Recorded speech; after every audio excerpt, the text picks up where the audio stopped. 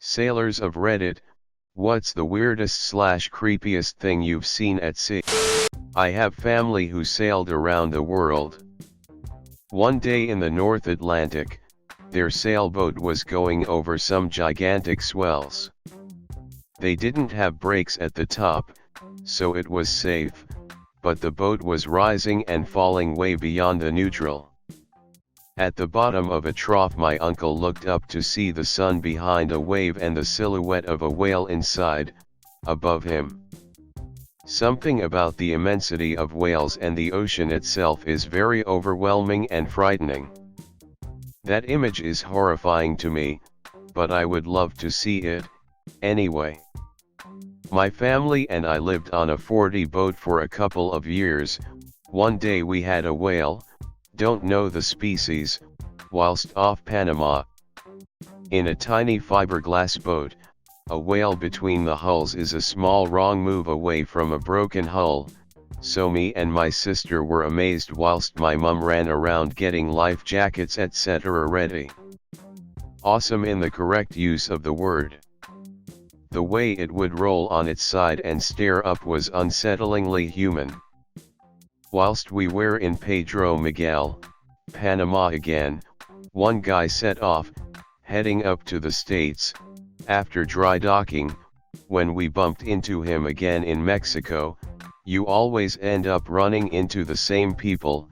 He had to redo his anti-fouling because a whale had come and rubbed along the edge of his boat.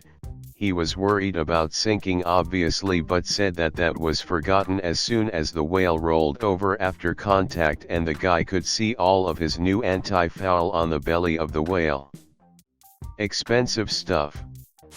When diving, a huge seiner net drifting towards you. It wasn't anchored or attached to anything. Just a huge whirling cloud of death, full of barnacles and dolphin skeletons and decomposing fish. Diving. More ways to die than parachuting. Come to think about it, the majority of activities has more ways to die than parachuting. They say 9 out of 10 people don't even make it to the ground. It was a foggy night off the shore of Long Island and I was on a 75-foot schooner. The fog was so thick that you couldn't see more than 10 feet in front of you. The captain tells me there is no point to continue my watch at the bow of the ship and him and I start talking at the stern. About that time there is thunk on the side of the ship.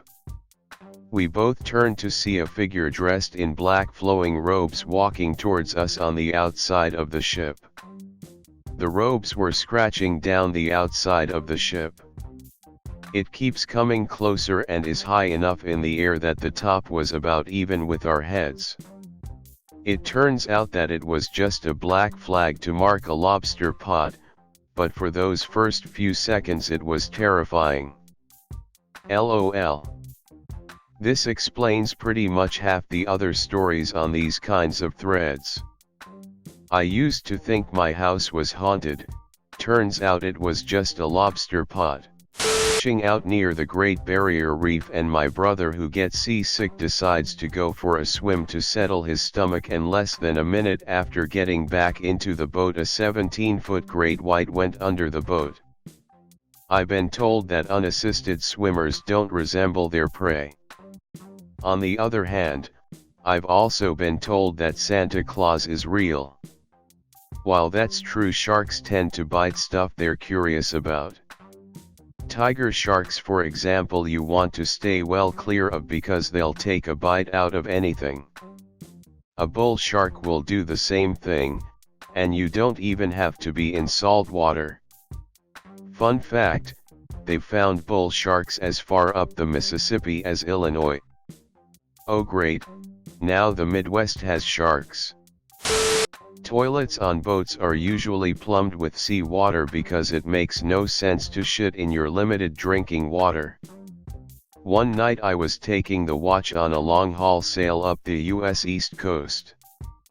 We were rounding the FL Keys about to point towards Maine. I had to use the head, so I went below and pumped some water into the bowl. It was glowing in the dark. Freaked me out so much. Turns out there is photoluminescent phytoplankton in the water which will glow if pumped into a dark toilet bowl. No longer scary, actually pretty neat. Photoluminescent phytoplankton. Extremely satisfying to say. This huge turtle as big as a Volkswagen Beetle. It went right under our boat. Shit was crazy. Leatherback.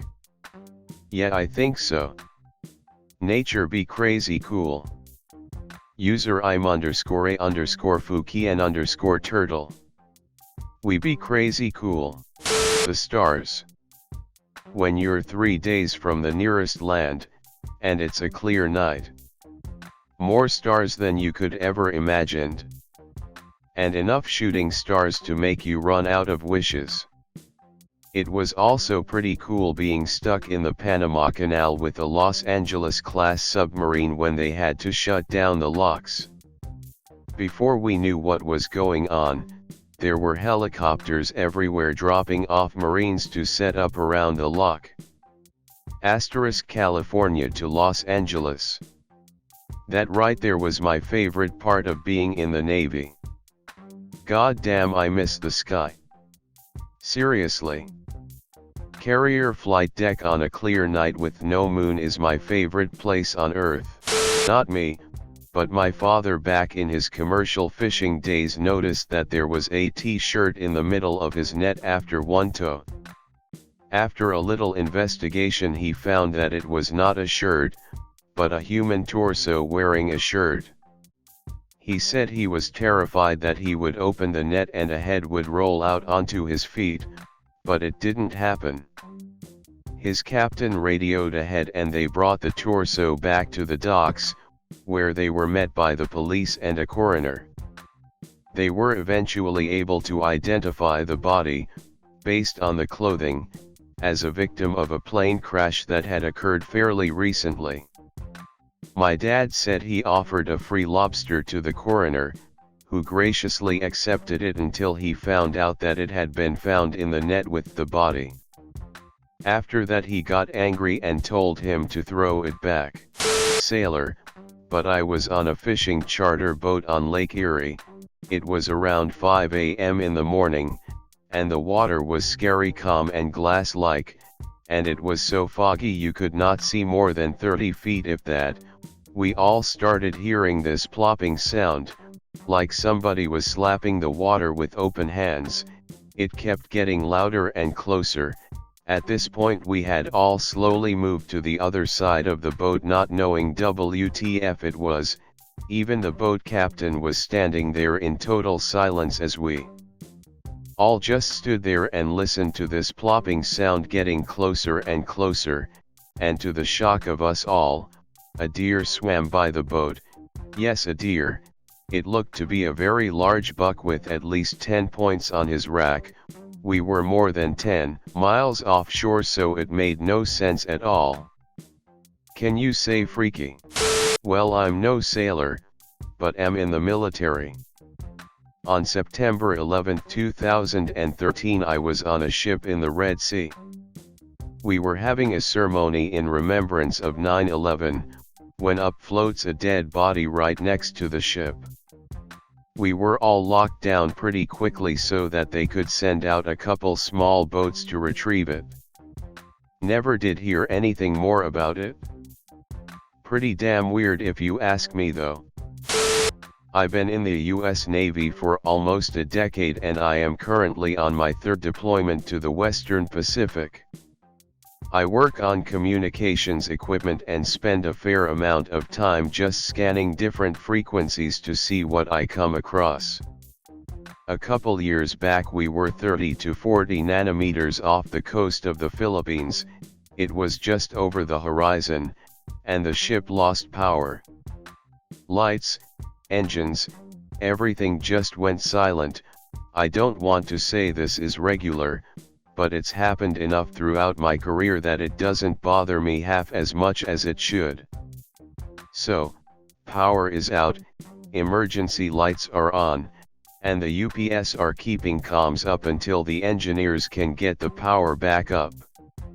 I am doing my usual, scanning HF freaks for anything coming out of the pie when my receiver starts picking up the most awful, interesting, horrific sounds I have ever heard in my life. I've heard all types of interference. It wasn't that. I've heard people trying to go over an encrypted circuit without crypto, and it wasn't that. It raised the hair on my neck and arms, and made me feel very, very small. It felt like I was sitting there for hours while these sounds crawled under my skin, like I was traveling through the warp without a Geller field. After about 5 minutes it suddenly stopped and the power came back on. I will never forget the sounds I heard. Edit. Sorry I didn't give a better description of the sounds before. Even after all this time it's uncomfortable to think about. As for the theory from /u/Zakama, low frequency, LF, and even medium frequency, MF, ranges aren't normally scanned by surface ships, more so by subsurface craft. The sounds were primal, not human. Like something very large was expressing itself, but I couldn't comprehend it. I wasn't really afraid of it, I suppose in the same way a single-celled organism wouldn't really be afraid of a human. I can't really explain it because I have never heard anything that came close to sounding like it. Maybe someone was transmitting weird sounds to fuck with anyone that might have been listening, and maybe it was made creepier by the timing of losing/gaining power. I'm not sure, and sorry I can't explain it better. When I was 19, I had just gone to sea for the first time with the US Navy. A few days after heading to the Gulf of Mexico for a few weeks of drug ops, we were dispatched to the Straits of Florida because Fidel Castro had opened the doors, and people were fleeing Cuba in droves. It was called Operation Able Vigil. One night after standing watch all day over dozens of people who'd been pulled out of the water, I was standing on the 03 level of the ship with the chief, smoking a cigarette. It was the only exterior surface of the ship not coverage with refugees. It was a full bright moon that you could see reflecting on the ocean's surface, and we were talking about how crazy this all was, and looking at all of the other Navy and Coast Guard ships on the horizon doing slow circles looking for people like we were. Suddenly in the reflection of the moon, we both saw something pass through the reflection. He looked at me, and I nodded that yes. I too had seen something. He took off like a shot to the bridge, and ship started to circle back towards the thing we'd seen. It was a person in a life preserver just floating in the middle of the Straits of Florida, hoping someone would see him. There we were on this $2 billion missile-loaded warship doing slow circles, looking for people in the water. All told my ship saved, and/or transported 1,800 people back to Gitmo for processing. Keeping in mind, ship's crew was only about 400 people. It left a big impression on 19-year-old me.